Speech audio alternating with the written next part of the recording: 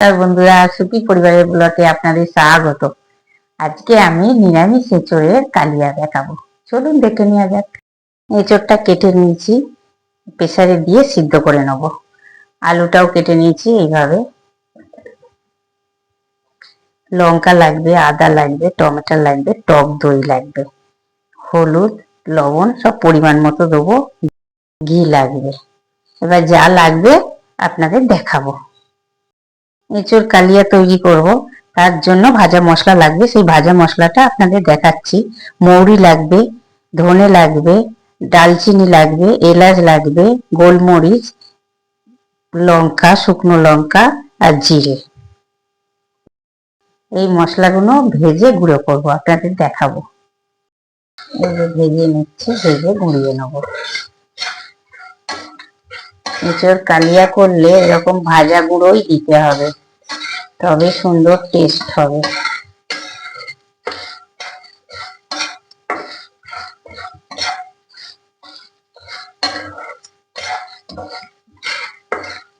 ভাজতে ভাজতে যখন সেন্টটা উঠবে তখন জানবেন ভাজাটা ঠিকঠাক হয়ে গেছে।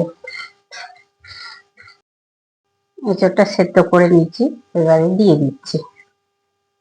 তেলটা গরম হয়ে গেছে, এঁচোড়টা ভেজে নেব।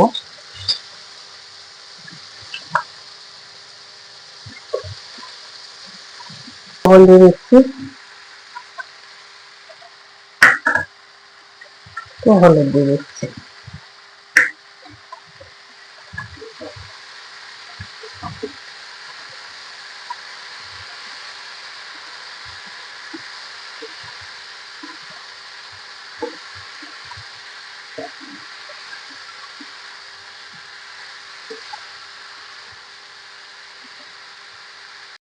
হালকা করে ভেজে নিয়েছি, খুব বেশি ভাজিনি, ভাজলে শক্ত মতো হয়ে যাবে। পুরো ভাজা হয়ে গেছে, আমি তুলে নিচ্ছি।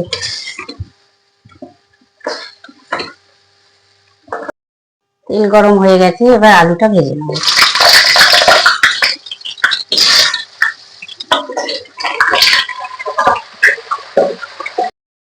লবণ দিয়ে দিচ্ছি, হলুদও দিয়ে দিচ্ছি।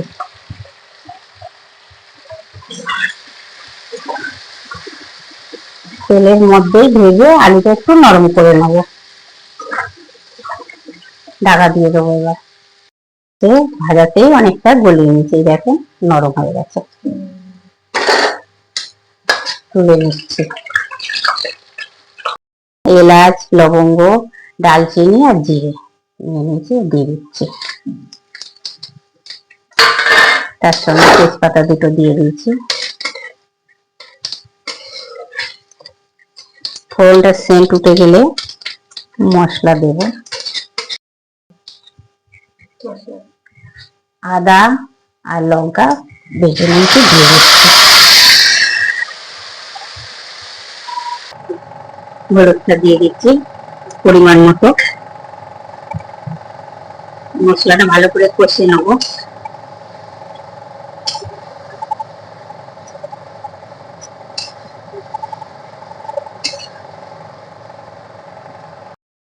এবার টমেটোর পেস্টটা দিয়ে দেবো।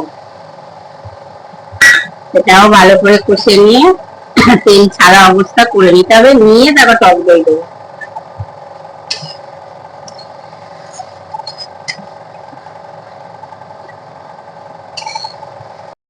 টমেটোটা কষা হয়ে গেছে, তেলটা ছেড়ে দিয়েছে, এবার দইটা দেব। জলটা ঝরিয়ে নিয়েছি, দিয়ে দিচ্ছি।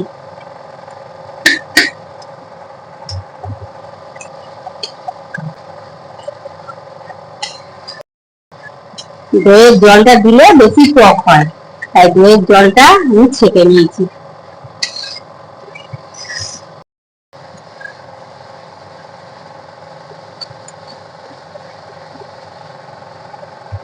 এটা কষানো হয়ে গেছে, তেলটা ছেড়ে দিয়েছে, এবার ভাজা মশলাটা ওর মধ্যে দিয়ে দেবো। ভাজা মশলা করে দিচ্ছি, এটাই দিয়ে দিলাম।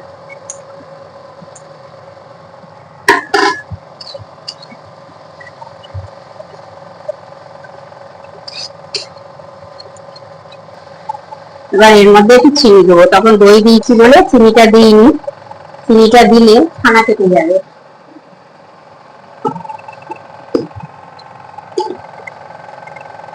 যে যেমন মিষ্টি খান তেমন দেবেন, আমরা যেরকম মিষ্টি খাই সেরকম দিলাম।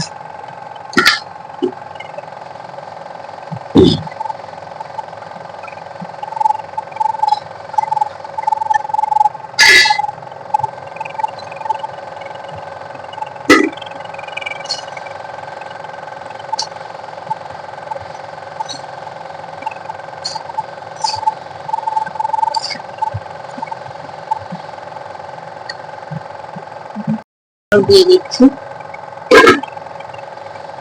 ভালো করে কষে নেবো।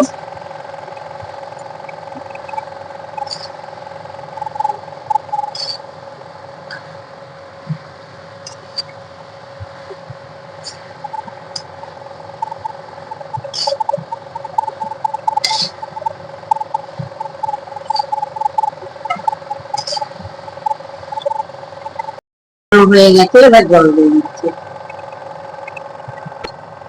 জলটা ফুটিয়ে নিয়েছি, ফোটানো জল দিচ্ছি। ফোটানো জল তরকারিতে দিলে খুব টেস্ট হয়।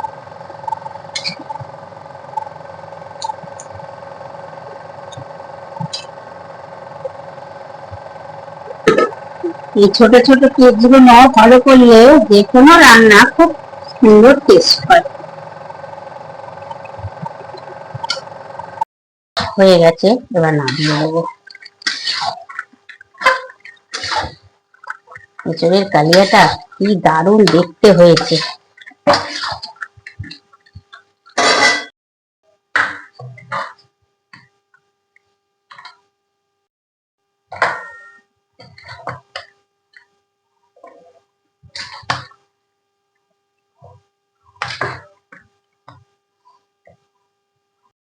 কালিয়াটা খেয়ে দেখি কেমন হয়েছে। খুবই সুন্দর হয়েছে, নিরামিষ তার কি দুর্দান্ত খেতে হয়েছে। রান্না করছিলে তখনই তো গন্ধটা কি সুন্দর করছিল। দারুণ হয়েছে, দারুণ হয়েছে। আপনারাও এরকম ভাবে করে খাবেন এঁচড়ের কালিয়া, দারুণ টেস্ট হয়েছে। সবসময় চিংড়ি দিয়ে খাবেন, কারণ নিরামিষ করে এরকম খেয়ে দেখবেন কি দারুণ লাগে।